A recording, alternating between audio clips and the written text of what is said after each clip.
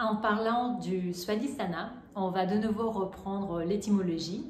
Et il y a encore deux parties, tout comme dans Muladhara, swa et stan. Swa veut dire le soi, comme en français, le moi, et stan veut dire le lieu. Donc soit on peut le retrouver dans Swadharma, la vocation personnelle. Et Stan, dans Vastu Shastra, dans la science de l'orientation de l'espace, il y a le lieu central qui est Brahmastan, qui doit être toujours dégagé, c'est le lieu où l'énergie divine descend. Donc, Svadhisthana, c'est le lieu de l'incarnation, le lieu du désir d'être incarné. Donc, il y a incarnation, c'est pas un hasard que les bébés viennent dans le bas du ventre. Les bébés viennent pas ici ou là, ils s'incarnent dans le lieu de l'incarnation. Et puis, il y a l'autre aspect qui est le désir, qui va être vraiment le mot-clé pour les caractéristiques de Svadhisthana. Alors, tout ce qui concerne les désirs, c'est généralement, comme le redit le yoga, est la cause de notre souffrance.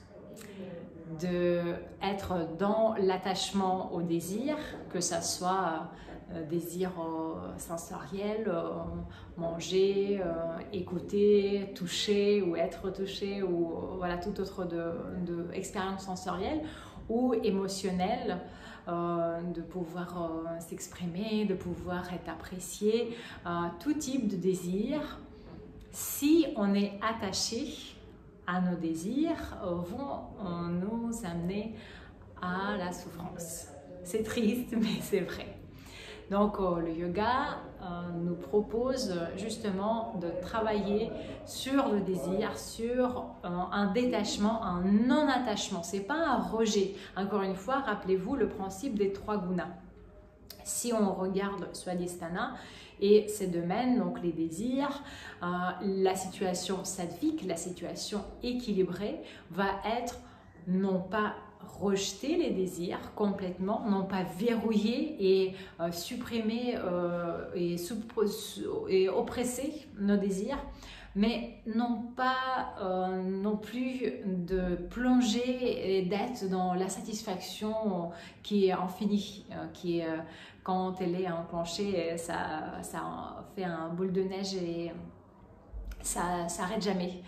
Donc la situation sattvique de Svadhisthana, c'est de bien doser, de satisfaire nos désirs qui sont sains, qui vont nous faire du bien. Par exemple, il n'y a rien de mal de se faire masser, mais d'être complètement accro au massage, au contact tactile avec quelqu'un, ça c'est un déséquilibre de Svadhisthana chakra.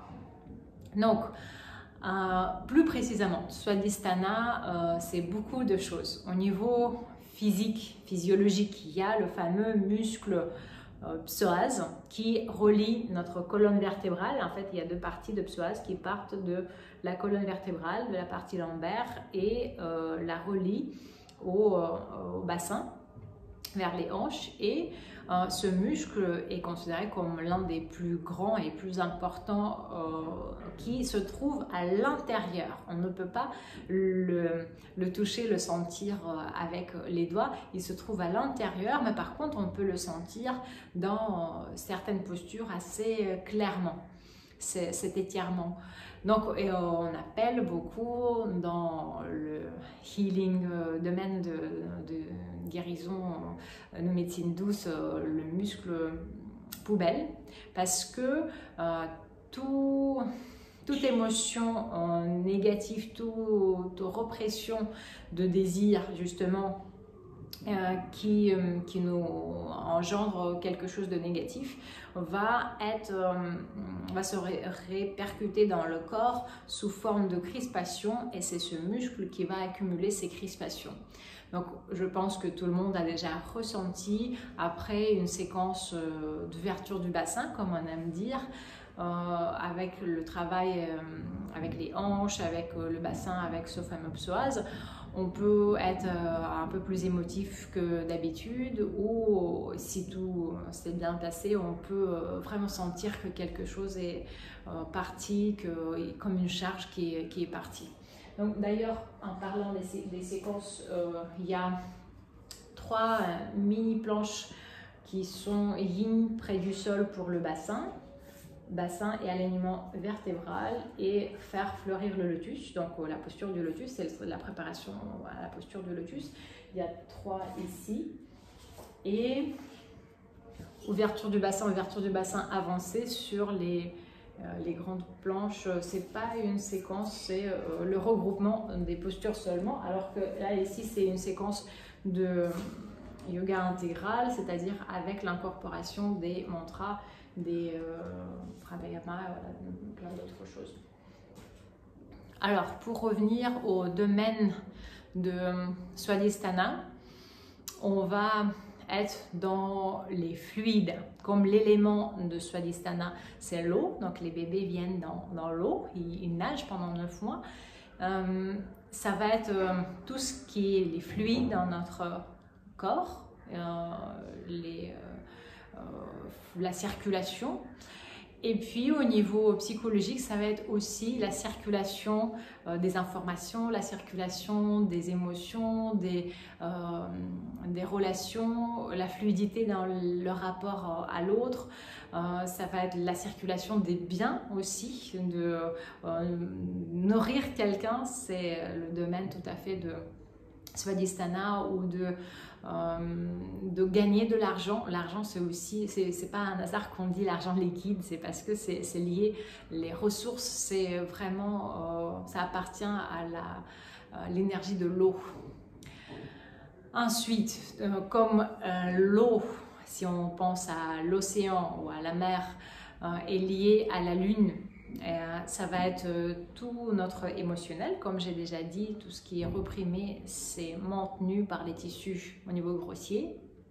Donc ça va être aussi Swadhisthana beaucoup en lien avec notre famille, vraiment la famille la plus proche, nos parents, nos enfants ou nos frères et sœurs, et notre enfance, notre propre enfance. Et souvent, on porte beaucoup dans notre bassin de blessures psychologiques depuis l'enfance. Donc, une fois qu'on a un peu posé les pieds avec les postures d'ancrage, avec Muladhara, il est conseillé de vraiment travailler Swadhisthana avec les étirements, avec aussi les exercices dynamiques. Je mets en ligne des séquences et les séquences filmées et les séquences statiques dans le marathon. Donc, c'est vraiment un grand sujet, le bassin. Et d'ailleurs, si vous regardez le postural, la plupart des postures, c'est vraiment pour travailler le bassin, pour rendre notre assise stable et confortable, comme le dit Patanjali, et énergétiquement, quand on enlève ces tensions du bassin du psoas, on est censé de gagner en détachement, avoir l'attitude de moins en moins attachée par rapport à nos désirs. Voilà, je pense que c'est l'essentiel sur Swadhisthana.